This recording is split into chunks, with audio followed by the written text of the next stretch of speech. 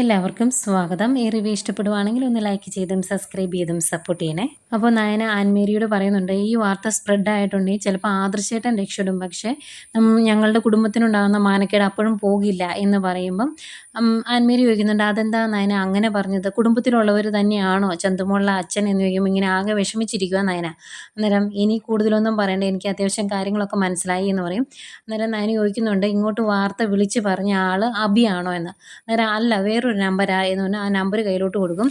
എന്നിട്ട് പറയുന്നുണ്ട്, ഈ ന്യൂസ് നമുക്ക് ഇപ്പം ബ്ലോക്ക് ചെയ്യാൻ പറ്റി, പക്ഷേ വേറെ ഏതെങ്കിലും രീതിയിൽ ഇത് പുറത്തായിട്ടുണ്ടെങ്കിൽ ആകെ പ്രശ്നമാകില്ലേ, അതുകൊണ്ട് എന്തെങ്കിലും ചെയ്യാൻ പറ്റുമെങ്കിൽ ചെയ്യുന്നതാട്ടോ നല്ലത് എന്നൊക്കെ പറയും. എന്തായാലും നയന അവിടുന്ന് പോരുന്നു. പിന്നെ ആദർശിനെയും കിരണിനെയും എല്ലാവരും ഇങ്ങനെ കാണുക കേട്ടോ. അവർ 3 പേരോട് ഇനി എന്താണ് ചെയ്യേണ്ടത് എന്ന് തീരുമാനമെടുക്കുകയാണ്. അന്നേരം നയന പറയുന്നുണ്ട്, ഇതിൻ്റെ പുറകിൽ അബിയാണോ എന്ന് സംശയമുണ്ടെന്ന്. അന്നേരം ആദർശിനും അങ്ങനെ ഒരു സംശയമുണ്ട്. അന്നേരം കിരൺ പറയുന്നുണ്ട്, ഏതായാലും ഇപ്പം കിട്ടിയ നമ്പർ ഷിൻഡോ എന്ന് പറയുന്ന ഒരു ഓൺലൈൻ സ്ഥാപനത്തിൽ വർക്ക് ചെയ്യുന്ന ഒരുത്തൻ്റെയാണ്. അവന് ഒരു ഓൺലൈൻ ചാനലും ഉണ്ട്.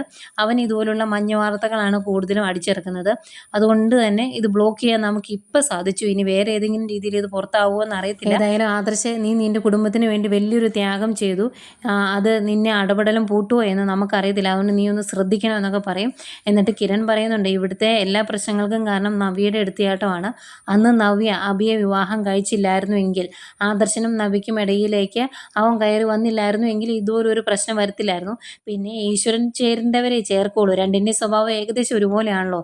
എങ്കിലും നവ്യയ്ക്ക് ഇതുപോലൊരു ഭർത്താവിനും കിട്ടിയത് വളരെ മോശമായിപ്പോയി, അവൻ്റെ സ്വഭാവം ഇനി ഒരിക്കലും നന്നാകില്ല എന്നൊക്കെ കിരൺ പറയുന്നുണ്ട്.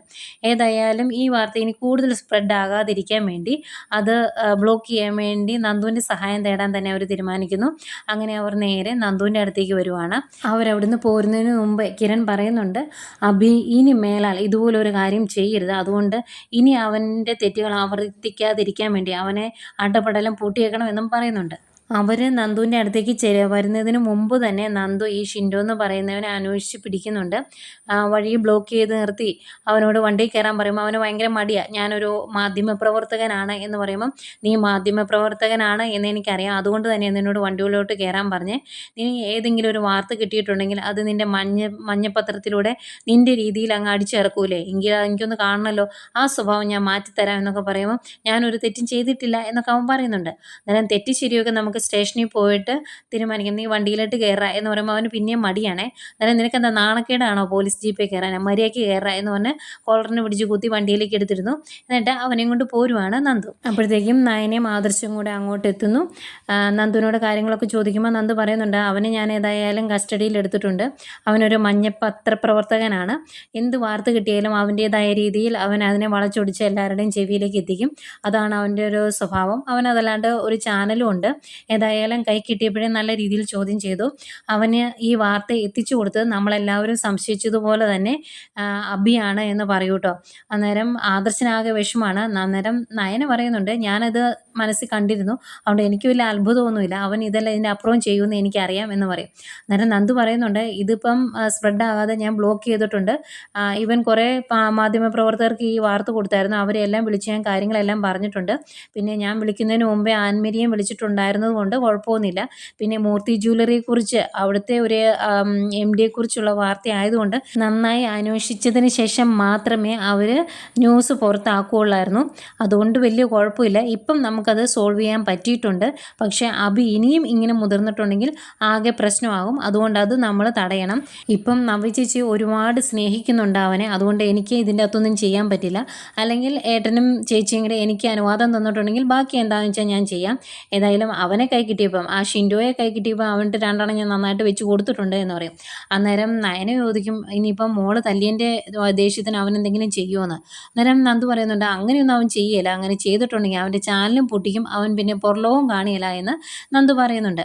ഏതായാലും അഭിയെ കാണാൻ തന്നെ രണ്ടുപേരോട് തീരുമാനിക്കുന്നു. ഇനി മേലാൽ അവൻ ഈ രീതിയിൽ മുന്നോട്ട് പോകില്ല, അതിനുള്ളത് ഞങ്ങൾ ചെയ്തോളാം എന്ന് പറഞ്ഞാണ് നയനയും ആദർശൂടെ അവിടുന്ന് എഴുന്നേറ്റ് പോരുന്നത്. ഏതായാലും വണ്ടിയെ തിരിച്ചു പോരുമ്പോൾ നയന പറയുന്നുണ്ട്, ഇനി അബി ഇങ്ങനെ വിട്ടാൽ ശരിയാകിയല്ല, അവൻ തെറ്റിൽ നിന്ന് തെറ്റിലേക്കാണ് പോകുന്നത്, അവൻ്റെ ഒരു തെറ്റ് നമ്മൾ മറച്ചു പിടിച്ചത് നവ്യേച്ചിക്ക് വേണ്ടിയാണ്, പക്ഷെ അവൻ്റെ തെറ്റ് പുറത്താകും എന്നുള്ള ഒരു പേടി പോലും ഇല്ലാതെയാണ് ഇതെല്ലാം ചെയ്തു വെച്ചത്, അതുകൊണ്ട് ഇനി അവൻ ചലിക്കരുത് ഇങ്ങനെയുള്ള കാര്യങ്ങൾ ചെയ്യാൻ വേണ്ടി. അത് നമുക്ക് എന്താണെന്ന് വെച്ചാൽ ചെയ്യണമെന്ന് രണ്ടുപേരോട് തീരുമാനിക്കുന്നു. അന്നേരം ആദർശ് പറയുന്നുണ്ട്, നീ പറഞ്ഞു എന്ത് വേണമെങ്കിലും നമുക്ക് ചെയ്യാമെന്ന് ആദർശ് പറയുന്നുണ്ട് കേട്ടോ. അതിനിടയ്ക്ക് ആദർശ് പറയുന്നുണ്ട്, ഇങ്ങനൊരു വാർത്ത ഓൺലൈൻ ന്യൂസിലെത്തി എന്ന് പറഞ്ഞപ്പം ആദ്യം ആദർശ് സംശയിച്ചത് അനാമികയുടെ വീട്ടുകാരെയാണെന്ന്. അന്നേരം നയന പറയുന്നുണ്ട്, എനിക്ക് അങ്ങനെ ഒരു സംശയമില്ലായിരുന്നു, ഇവൻ തന്നെ ആയിരിക്കും എന്നായിരുന്നു എൻ്റെ വിശ്വാസം എന്ന് നയന പറയുന്നുണ്ട്.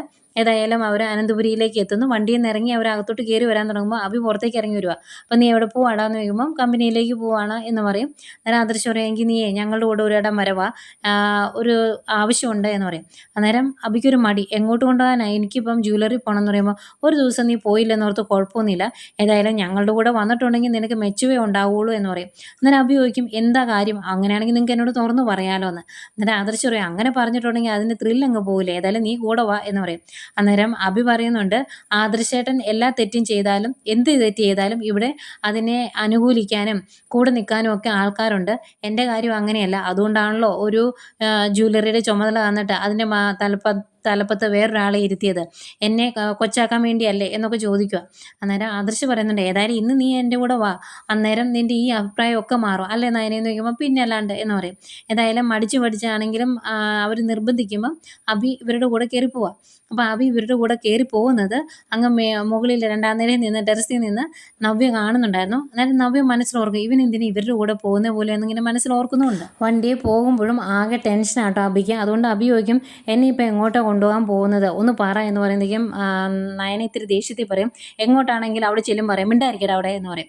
അന്നേരം അഭിക്കൊരു സംശയം, അതിന് ഏട്ടത്തി എന്തിനാണ് എന്നോട് ദേഷ്യപ്പെടുന്നതെന്ന് ചോദിക്കുമ്പോൾ, അതൊക്കെ നിന്നെയൊക്കെ ഞാൻ അവിടെ ചെല്ലുമ്പോൾ കാണിച്ചു തരാം എന്ന് പറയും.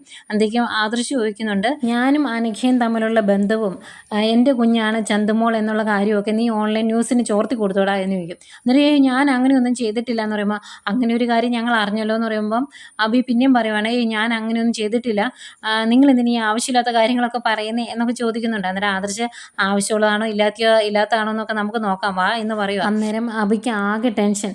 അഭി ചോദിക്കുന്നുണ്ട്, എന്നെ എങ്ങോട്ടാണ് കൊണ്ടുപോകുന്നേ, എവിടേക്കാണെങ്കിലും പറ എന്ന് പറയുമ്പോൾ, അവിടെ ചെല്ലുമ്പോൾ അറിയാലോ നീ എന്തിനാ ഇത്ര പേടിക്കുന്നേ, നീ ഞങ്ങളുടെ കൂടെയല്ലേ വരുന്നേ എന്ന് ചോദിക്കും. എന്നിട്ട് അവർ നേരെ ചെന്ന് ഇറങ്ങുന്നത് അനഘയുടെ വീടിൻ്റെ അങ്ങോട്ടാണ്. അന്നേരം അഭി ചോദിക്കുക, എന്നെ എന്തിനാ ഇങ്ങോട്ട് കൊണ്ടുവന്നതെന്ന്. അന്നേരം, അയ്യോ നിന്നെ ഇങ്ങോട്ട് കൊണ്ടുവരാൻ പാടില്ലല്ലോ അല്ലേ, എൻ്റെ കുഞ്ഞിൻ്റെ അമ്മയാണല്ലോ ഇവിടെ ഉള്ളത്, അതുമായിട്ട് നിനക്ക് യാതൊരു ബന്ധവുമില്ലല്ലോ, അതുകൊണ്ടായിരിക്കുമല്ലേ, ഏതായാലും നീ വന്നതല്ലേ ഒന്ന് കണ്ടിട്ട് പോകാമെന്ന് പറയും. അവരകത്തേക്ക് കയറി വരുന്നെങ്കിൽ ആ ചേച്ചി ഇറങ്ങി വരും. നിങ്ങൾ എല്ലാവരും കൂടെ ഉണ്ടല്ലോ എന്ന് പറയുമ്പോൾ, ഞങ്ങൾ അനഘയൊന്ന് കണ്ടിട്ട് പൊയ്ക്കോളാം എന്ന് പറയും. അവർ നേരെ അകത്തേക്ക് കയറി വരുന്നു.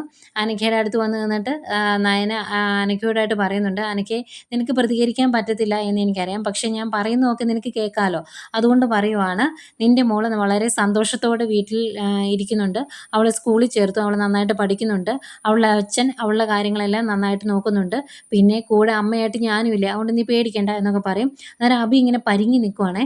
അന്നേരം നയന ചോദിക്കും, നീ എന്താടാ ഇങ്ങനെ പരിങ്ങി നിൽക്കുന്നത്, എന്തെങ്കിലും കള്ളത്തരം നിൻ്റെ കയ്യിലുണ്ടോ എന്ന് ചോദിക്കുമ്പോൾ, ഒന്നുമില്ല, എന്നെ ഇങ്ങോട്ട് കൊണ്ടുവരേണ്ട കാര്യമില്ലല്ലോ, അതുകൊണ്ട് ഞാൻ ഇങ്ങനെ നിന്നേ ഉള്ളൂ എന്ന് പറയും. അന്നേരം ഏതായാലും അനഘയോട് പറയാനുള്ള കാര്യങ്ങൾ പറഞ്ഞുതരാം, നമുക്കിനി പോകാമെന്ന് പറഞ്ഞാൽ ആദർശം നയന ഇങ്ങനെ അവിടുന്ന് ഇറങ്ങി പോരുന്നു. കൂടെ അഭിയുണ്ട്.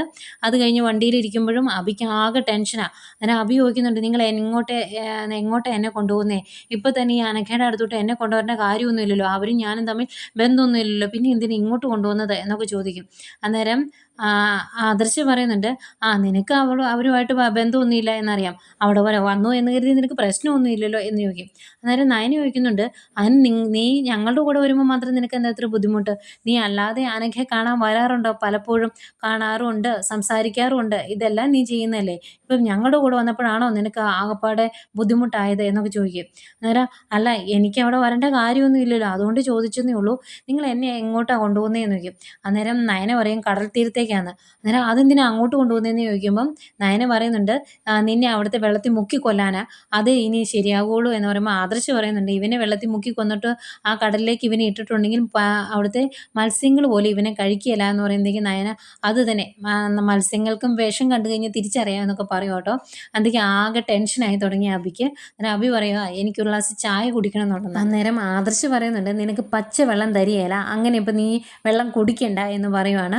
അന്നേരം നയന പറയും, ആദർശേട്ടാ അങ്ങനെ പറയരുത്, നമ്മളിവനെ കടൽ തീരത്തേക്കല്ല കൊണ്ടുപോയില്ലെന്ന്, അവിടെ ചെന്ന് കഴിയുമ്പോൾ ഇഷ്ടം പോലെ വെള്ളം കുടിക്കാമല്ലോ, എത്ര കുടിച്ചാലും ആ വെള്ളം തീരത്തുമില്ല, പിന്നെ എന്തിനാ അങ്ങനെ പറയുന്നത് എന്നിങ്ങനെ ചോദിക്കും കേട്ടോ. ഏതായാലും ഇതെല്ലാം കേട്ട് ആകെ ടെൻഷനായി ഇങ്ങനെ വിറച്ചിരിക്കുകയാണ് അഭി. ഇത്രയും കാണിച്ചുകൊണ്ടാണ് ഇന്നത്തെ എപ്പിസോഡ് അവസാനിക്കുന്നത്.